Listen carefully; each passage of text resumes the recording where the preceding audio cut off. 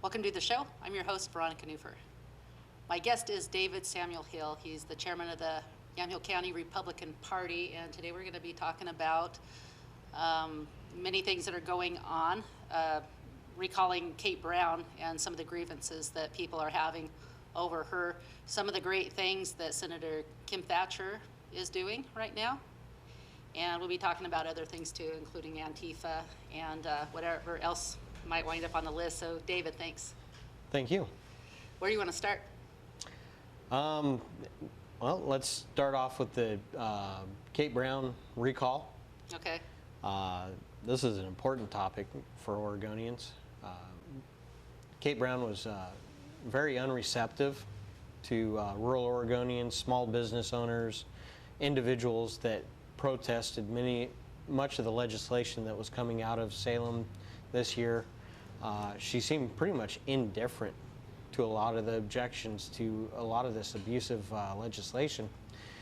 And with that, it has developed into two different individuals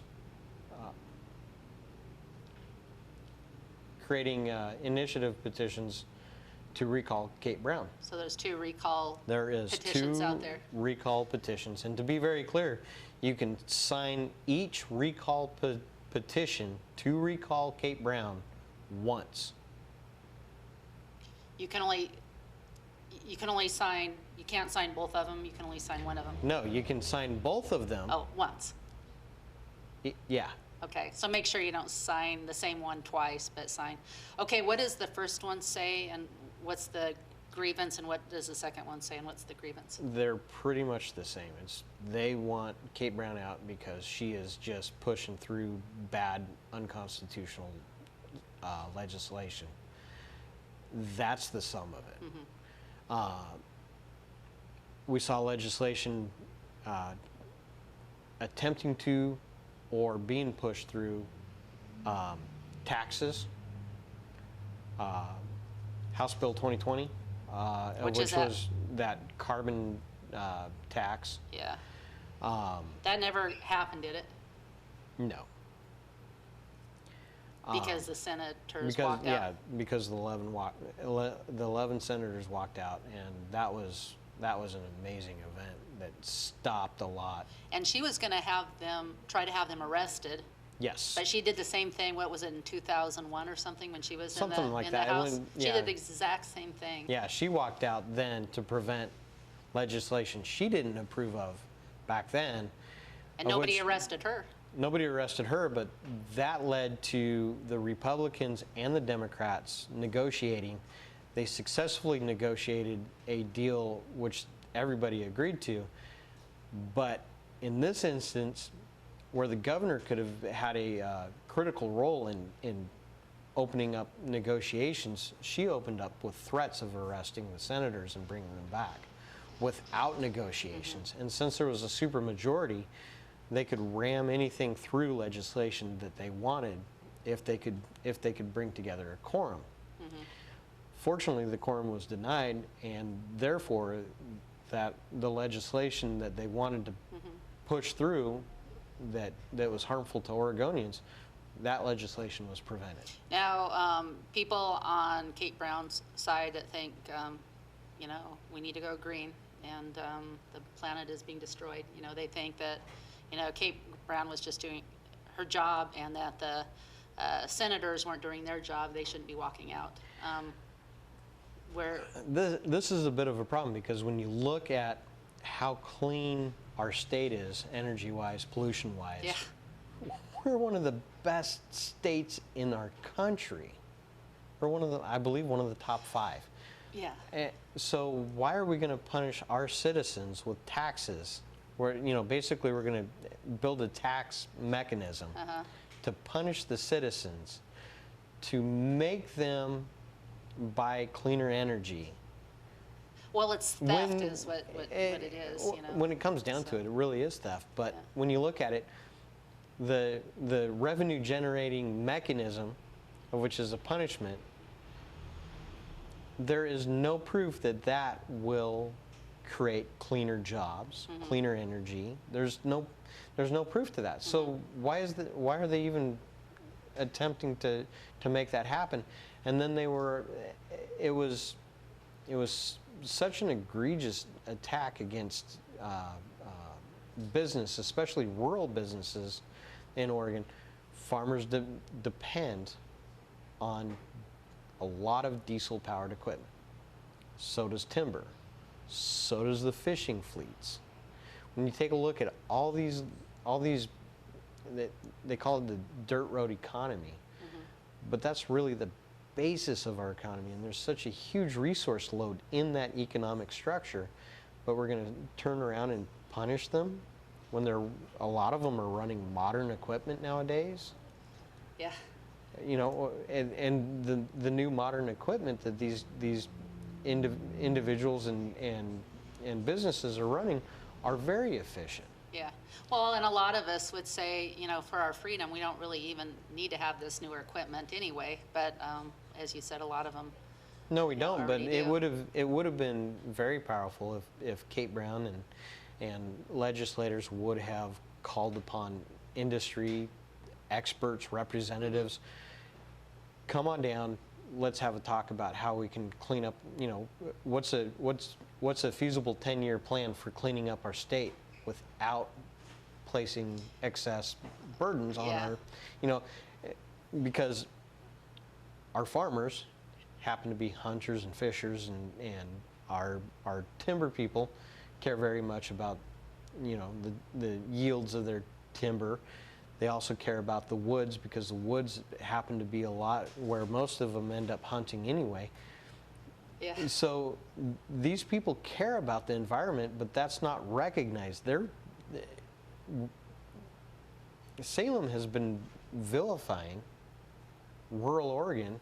So rural Oregon, we're the most, really the cleanest people anyway. And if you look at the cities, they're the dirtiest. You know, clean up your city before you start coming after us. I don't Really, want to so- necessarily, you know, start down that path, but I mean, we all have our job to do in environmental stewardship. Yeah.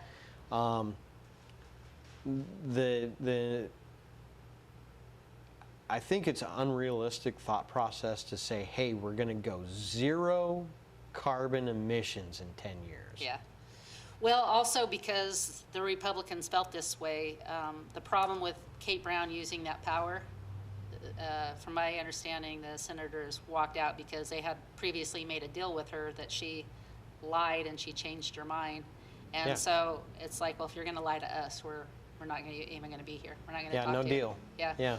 So that was, So, and That that was was, the I believe beginning of that that. was on House Bill 2020, where they wanted the emergency clause removed from House Bill 2020. That way the citizens can go back and vote on it. They refused to take the emergency clause off. And by doing so, the supermajority in Salem said, we don't care about the citizens' voice, of which is incredibly ironic, because that contradicts the message that you hear from Democrats, is that our voices matter. yeah. So you know, how does that work? Right. Yeah, speaking of an emergency, the places that have the most carbon is the places, when you look on a map, because I just had Gordon Folks, a PhD physicist, on the show, and he shows a map on where most of the CO2 is coming from. And wouldn't you know it, it's coming from like Brazil and all the places that have all the greenery, you know, the trees and everything. So it's because we're, you know, that circle of life, you know, we need, let's see, we breathe out carbon dioxide and the trees suck it in and then take out, you know, give us the oxygen. So they're taking the carbon dioxide in the air and it's kind of consolidated in one place. Well, and which the point is that most people would say, hey, we need trees. That makes sense. You know, we don't, you know, imagine living in a place where there's no trees. So we need the trees. Anyway, well, that's where all the carbon dioxide, and even though Oregon, we have a lot of trees here, for some reason, maybe we don't have as much as Brazil or, you know, those areas. So we hardly have any, and I think China has a fair amount there, but I think they have a sizable amount of man-made generated pollution. They're, from what I understand, their power generating technologies are not quite as advanced as ours, so they're putting a little more pollution in there than we do. yeah, Our plants are incredibly clean over here. Now another thing, you know, when we start talking about shipping things overseas, when we have things here in the United States, we have the power to control them, the pollution levels that are emitted from that industry. When we ship industries overseas, we lose the power to regulate the industry that happens over another nation. I mean, it's funny that she puts out this inclusive agenda, but then she excludes small business owners. She excludes rural Oregon, the farmers, the timber industry, the fishing people. And then on top of that, where is her attention when we have big fires or snowstorms in rural Oregon?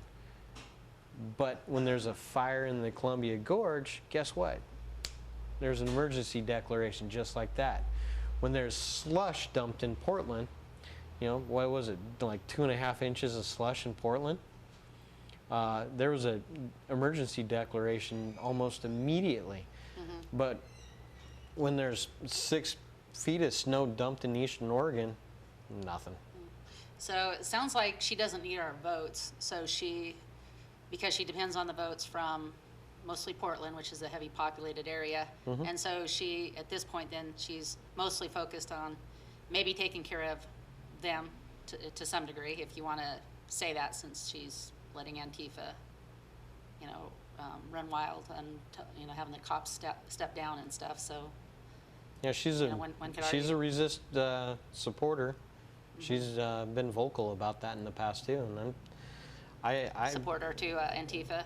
Yeah. We got the Rules for Radical. This is Obama's book that he had everybody in his administration read, and the reason why we still talk about Obama is because his agenda is alive and well. He put this in place. I believe he put Antifa in place, set up. I think that there has been some evidence to that, but I don't know if that's anything you want to talk about now. Well, I do believe that Antifa grew up out of the Occupy Wall Street movement. Yeah, exactly. And what you see today is it's an organization that, for all purposes to be considered, should be considered a terrorist organization. Yeah. When they do their rally, I can't even call them rallies anymore, because stopping traffic is impeding commerce. They're doing things that are illegal, that are what terrorists do, obviously. And they shouldn't be allowed to do that, except that if you have Rule for Radical's governor or people in the inner cities, Yeah. they're going to be on board with their... Ted Wheeler has been open about not standing in their way because he doesn't want to cause any trouble.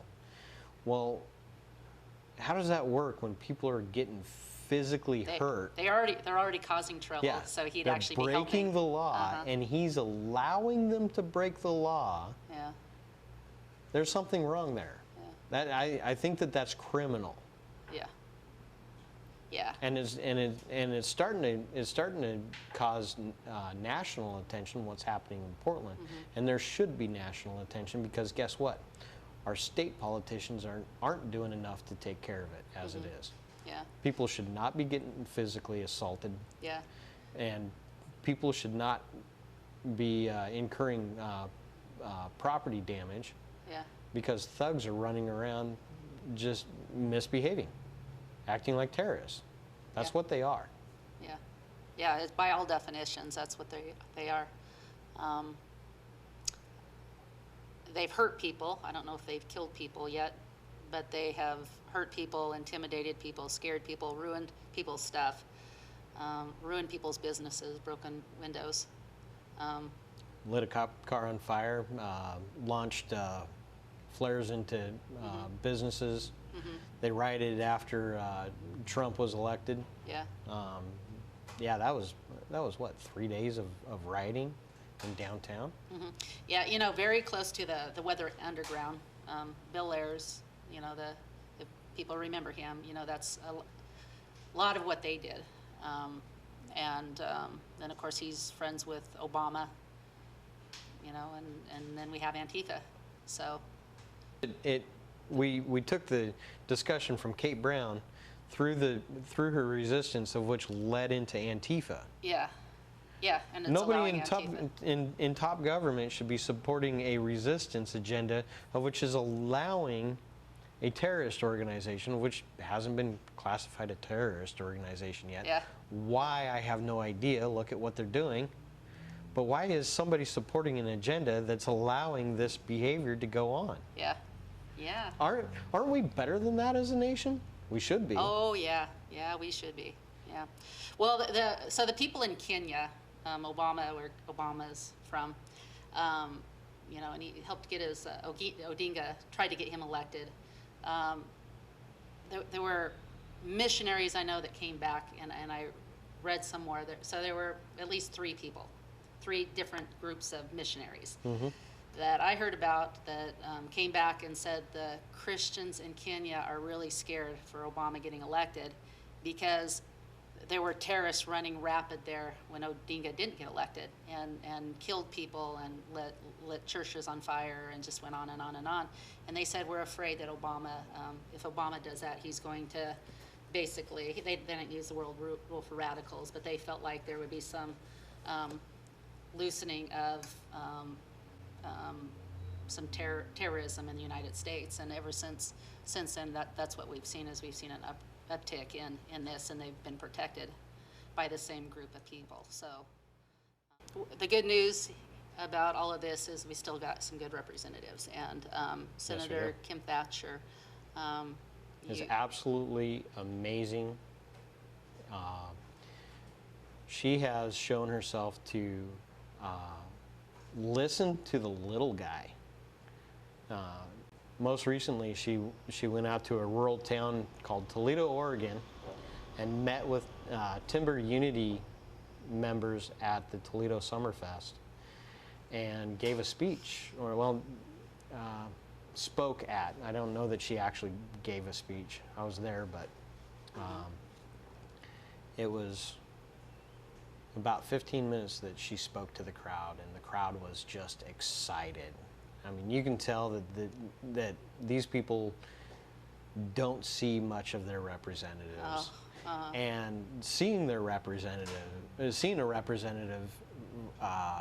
from the state capitol, a senator, that stood up for their community, you know, not just their community, but, you know, rural Oregon in general. It was a very exciting moment, and to find somebody who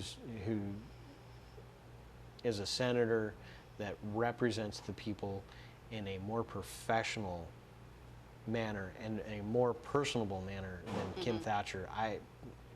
Who else is, you know, I think she's one of the top players. So, you know, at least in my opinion. Yeah. And that's not to say any of the other Republican senators are not doing their jobs. She just sets the example, in my opinion. I think she does too. You know, she's not personally my senator, although she is for a lot of Yamhill County. But she's the one person that no matter how busy it gets, she, you know, looks and makes time to talk to me, and to, she's very personal, you know, off the camera. She's very personable and kind, and kind of shares stuff going on, but she likes to get the information out to the people, and I appreciate her too. And I think she is a shining example of what we do want in our representatives, what we should have. Yeah. So. Well, it was neat this year to see Kim Thatcher. She stood up for medical freedom. She attended a rally in Portland, I believe, for an individual that was having a medical freedom issue. She stood up for the timber unity movement, and the timber unity movement is there's much more than just the timber industry. There's farmers, there's ranchers, there's miners, there's the fisher people, but I mean, timber unity really just got in there and got their message out when they drove 1,000 log trucks to Salem. That was huge. Yeah, and that was over because, again, the Kate Brown cap and trade bill that she's trying to get through at some point is rig has to be 2012 or older, or you can't use it anymore. That's our tractors. You know, it's really hard for farmers to make it anymore. You know, the taxes and just competition. Just having your produce even grow, you know, with the weather. You know, weather's always uncertain. And so it's very hard to be a farmer. I don't know any rich farmers. No, but somebody did a cost analysis for, you know, 5 pieces of logging equipment and said, hey, this is going to cost $1 million